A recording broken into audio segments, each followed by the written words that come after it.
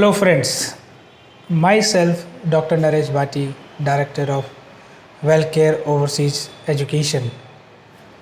Friends और doctors, last video में हमने डिस्कस किया था कि कैसे एक डॉक्टर, कैसे एक डेंटिस्ट जर्मनी जा सकता है, कैसे वर्क कर सकता है, कैसे पीजी कर सकता है।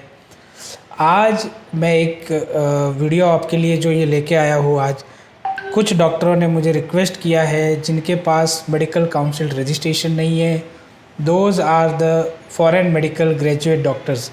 तो वो कैसे जर्मनी जा सकते हैं, उनके लिए क्या प्रोसेस हो सकता है और क्या स्टेप्स है। तो ये जो स्पेशली वीडियो ऑन डिमांड में बना रहा हूँ, and thank you so much for those all doctors watching this videos and guiding me what information I have to give them. तो मुझे आज बहुत ही खुशी हो रही है कि डॉक्टर्स वॉच कर रहे हैं इन वीडियो को और वो मुझे बता रहे हैं कि सर जो फॉरेन मेडिकल ग्रेजुएट डॉक्टर है या जिनके पास medical council of India registration नहीं है, वो कैसे जर्मनी जा सकते हैं।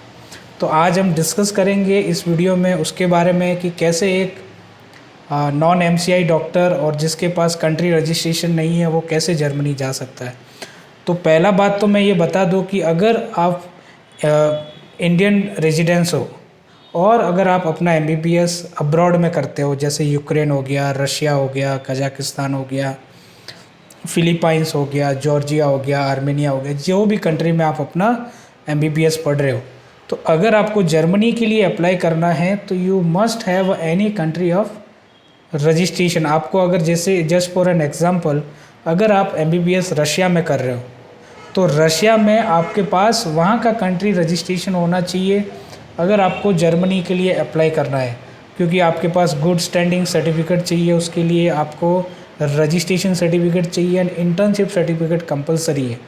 तो अगर जिस कंट्री में आप MBBS कर रहे हो और उसी कंट्री में आप अपना रजिस्ट्रेशन कर सकते हो, तो वहाँ पे अपना रजिस्ट्रेशन कीजिए, वहाँ की रजिस्टर्ड डॉक्टर बनिए, इंटर्नशिप लीजिए और सारा।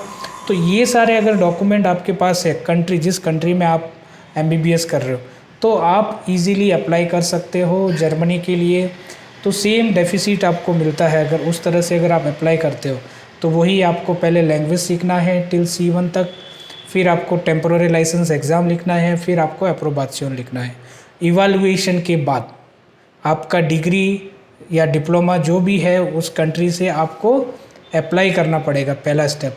अब हम उन डॉक्टर्स की बात करें जो फॉरेन मेडिकल ग्रेजुएट है लेकिन इंडिया पे उनका मेडिकल काउंसिल रजिस्ट्रेशन नहीं है, तो उन डॉक्टर को मैं यही एडवाइस करूँगा कि पहले आप अपना डिग्री इवैल्यूएशन अप्लाई करें काउंसिल में। जो मेडिकल काउंसिल इन जर्मनी है, जो भी आपकी डिग्री है वो रशिया से है या यूक्रेन से है, वो आप डिग्री मेडिकल काउंसिल में आप अप्लाई करें। Translate all those documents which require for your recognization and first you apply for your degree evaluation. Means आपकी डिग्री कितनी इक्विवेलेंट है जर्मन ग्रेजुएट्स के, तो ये आपको करना पड़ेगा। और तब उस पर जो डिसीजन आता है, जो भी डेफिसिट या डिसीजन आता है कि अगर आपकी डिग्री जर्मन ग्रेजुएट के इक्विवेलेंट है या नहीं, अगर डेफिसिट आपको आता है तो कितना डेफिसिट आता है, वो 1 साल भी हो सकता है, 1.5 साल भी हो सकता है। तो वो कंट्री टू कंट्री डिफ़र करता है, रशिया से डिफ़र करेगा, यूक्रेन से डिफ़र करेगा, जॉर्जिया, आर्मेनिया, तो कंट्री टू कंट्री डिफ़र करेगा।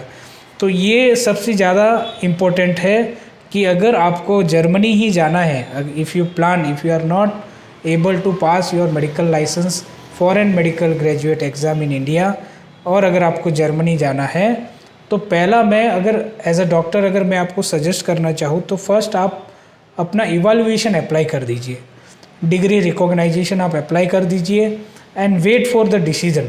जो डिसीजन आपको आता है उसके अकॉर्डिंग आप स्टेप अप कर सकते हो। मान लो जैसे कि आपको डेफिसिट आ गया 1 ईयर और 1.5 ईयर का, तो वो डेफिसिट आपको C1 लेवल का यूनिवर्सिटी एंट्रेंस एग्ज़ाम पास करके फिर ही आप यूनिवर्सिटी में एंटर कर सकते हो।